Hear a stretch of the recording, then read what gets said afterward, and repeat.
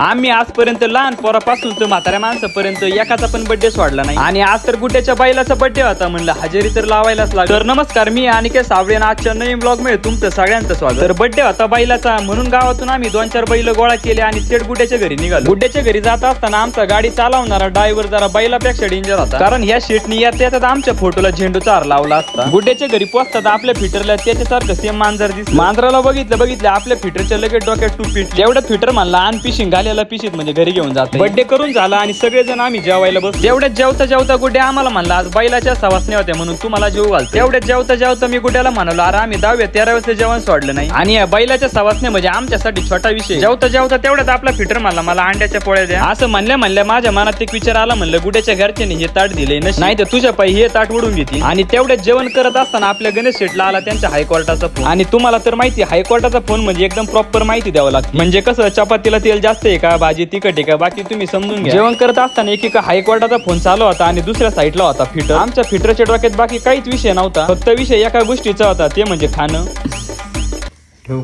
तुमच्याकडे पण असा हायकोर्टवाला विषय असेल तर त्याला ब्लॉग नक्की शेअर करा, कारण तुम्ही बघून घ्या जेवताना जर हायकोर्ट फोन करीत असेल म्हणजे हायकोर्टाचं यांच्यावर किती बारीक ध्यान असेल. आणि आमचे कार्यकर्ते बाकीची माहिती कशी देतात ते पहा. पाय चालली होती काय रोडवर तर जायचं, पाय चालली होती कुठं लागली होती रेल्वे स्टेशन.